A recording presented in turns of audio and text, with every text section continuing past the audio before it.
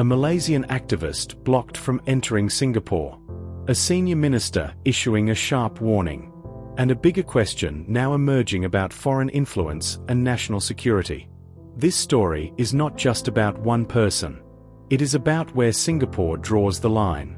On March 28, Singapore's Coordinating Minister for National Security, Shanmugam, spoke out publicly on a case that has quickly sparked attention online. At the center of this case is Dr. Fadiyah Nadwa Fikri, a Malaysian activist, a lawyer, and someone who studied in Singapore. According to her, she was stopped at the checkpoint on March 22 and denied entry into Singapore. She said she was not told why, even after asking. For her, it came as a shock. She shared that she had spent 5 years in Singapore, completed her doctoral studies, and was officially awarded her PhD just weeks earlier, on January 31. She had plans to return. She was invited to give a guest lecture by her former supervisor. She also wanted to collect her personal belongings and her degree certificate. But instead of entering Singapore, she was turned away. Soon after, Singapore's Ministry of Home Affairs gave its explanation. On March 27, the ministry said Dr. Fadiyah had been involved in political activism while in Singapore. They claimed she encouraged youths to adopt what they described as a radical style of advocacy. According to the ministry, this included pushing for actions that were disruptive, and even violent, to support certain causes. Because of this, she was labeled an undesirable visitor. And the message was clear. Foreigners are not allowed to get involved in Singapore's domestic politics, especially not in ways that promote unlawful or disruptive behavior. But Dr. Fadiyah strongly rejected these claims. She called them malicious, false, and defamatory, and said no evidence had been shown to support the accusations. So now, two sides of the story have emerged. On one side, the government raising concerns about security and political interference. On the other, an activist denying wrongdoing and questioning the claims. Then came a stronger statement.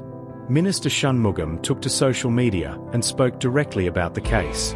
He named Dr. Fadiyah and said she had influenced local activists. He claimed she encouraged them to adopt her style of activism, which he described as radical, and involving calls to break the law and use violence. He then made a firm point.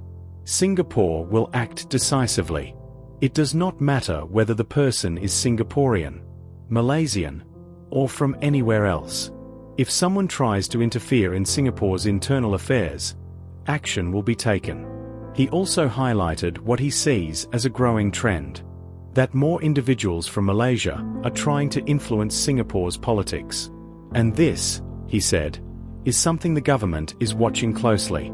But the strongest message came from Singapore's long-standing position. Since 1965, Singapore has taken a firm stand. Foreign interference in domestic politics is not acceptable. An absolute no. And that position has not changed. This case shows how seriously Singapore treats this issue. But it also raises deeper questions in today's world. Because today, ideas travel fast. Social media allows messages to spread across borders in seconds.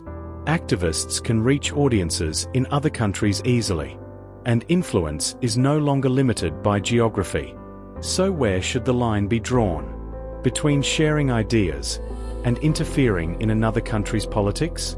Between activism and actions that may disrupt law and order? For Singapore, the line appears clear. Once actions cross into influencing domestic politics, especially through unlawful or disruptive means, it becomes unacceptable. But others may ask, how do we define influence? And how much proof should be needed before someone is blocked? At the same time, governments face real risks. Because if movements become disruptive or turn violent, the consequences can be serious.